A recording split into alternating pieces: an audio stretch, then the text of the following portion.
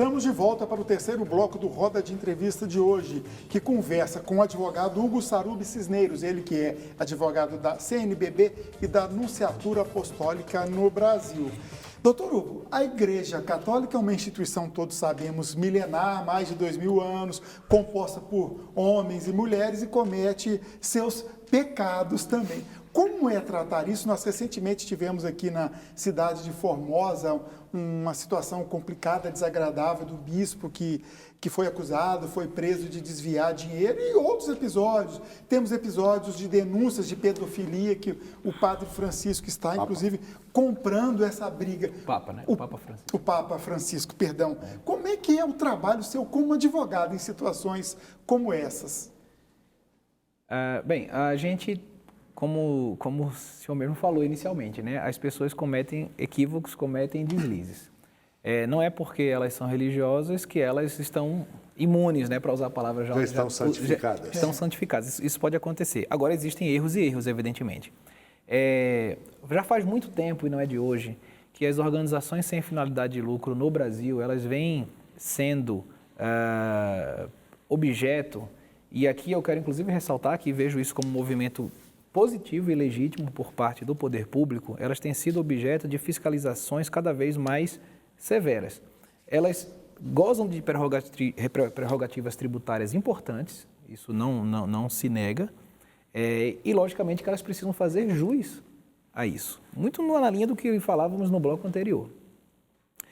E essas regras, elas passam muito pelo bom tratamento contábil do que acontece dentro das organizações, né? Então, uma boa escrituração contábil, uma boa organização patrimonial, transparência na lida com as suas receitas. Muito bem. E algumas instituições, durante muito tempo, não estavam muito sensíveis a essa nova realidade. Como o senhor tratou especificamente, citou o caso de Formosa, eu me permito aqui tomar a liberdade de dar a minha opinião particular sobre isso. Primeiro que eu acho que a prisão ela foi absolutamente equivocada, desnecessária, não se aplicava naquele caso. As falhas apontadas pela própria peça do Ministério Público diziam respeito justamente a questões que decorriam muito dessa falta de organização e da clareza das informações. Eu sou defensor de primeira linha da liberdade de imprensa, mas às vezes os órgãos de imprensa, eles dão uma roupagem a determinados fatos e deveriam ouvir um pouco mais todos os lados envolvidos, todas as fontes, para entender melhor o que estava acontecendo. E aqui dou um exemplo muito claro. E como professor de jornalismo, eu concordo com você. Veja, eu vou dar um exemplo muito claro. Na época falou-se assim, não porque o bispo ou o padre, porque outros padres também terminaram sendo detidos, eles roubaram a taxa da crisma. Vamos lá. A chamada taxa de crisma, na verdade, chama-se espórtula. Sabe a quem pertence aquilo? Ao próprio sacerdote. Então, você não pode roubar o que já é seu. Então, se ele pega aquilo que ele recebeu na celebração de uma cerimônia de crisma, é um desconhecimento do direito da igreja. É uma espórtula que já é dele. Então, ele usa como ele quiser.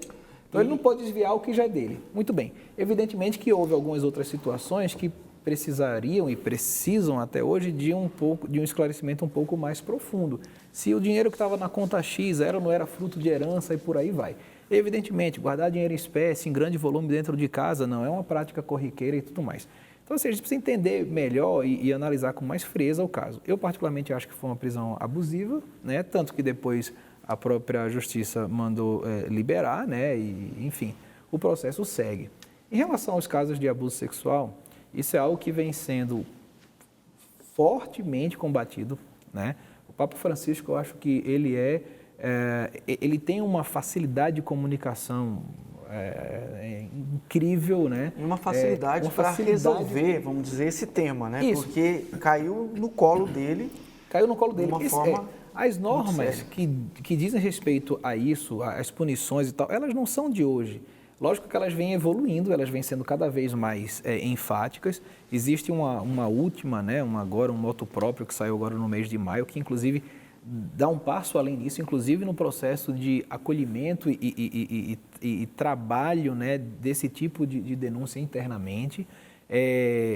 Eu posso dizer aqui, evidentemente, sem entrar no mérito, até pelo fato do sigilo, advogo atua em alguns casos. Agora, precisamos separar muito bem o seguinte, o que vem a ser o desvio comportamental isolado,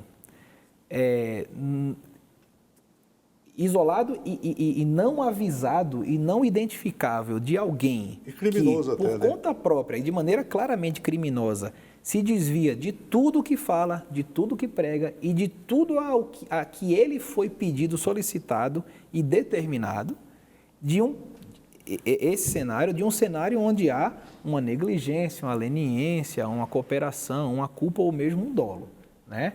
Eu falo aqui, repito, com uma certa autoridade de quem participa de alguns casos.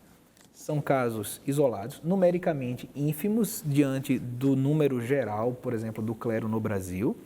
E no Brasil nós não temos esse fenômeno da clara negligência e coparticipação dos seus respectivos bispos, da própria, enfim, da estrutura da igreja. Dos superiores em dos superiores hierárquicos. Tanto que nós temos já decisões que apontam nessa linha, dizendo, olha, foi um ato que decorreu de obra, vontade e deliberalidade daquela pessoa que se desviou. Assim mesmo, imagine,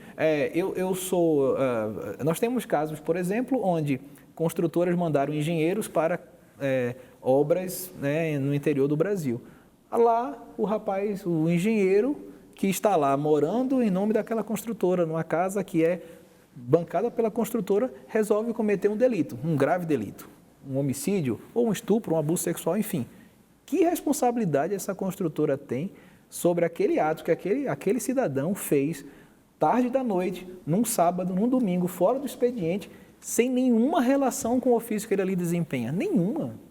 Não tem responsabilidade. Agora, existe realmente um apelo fora do comum em relação a casos que envolvem sacerdotes, como que numa tentativa de alcançar a igreja, né? Em muitos casos... Donizete, eu tenho que ir para o último intervalo e daqui a pouco a gente volta. Eu sou o cara do intervalo. É o cara do intervalo. Se tivesse mais um intervalo, eu deixava para você chamar. Voltamos em instantes para o quarto e último bloco do Roda de Entrevista desta noite.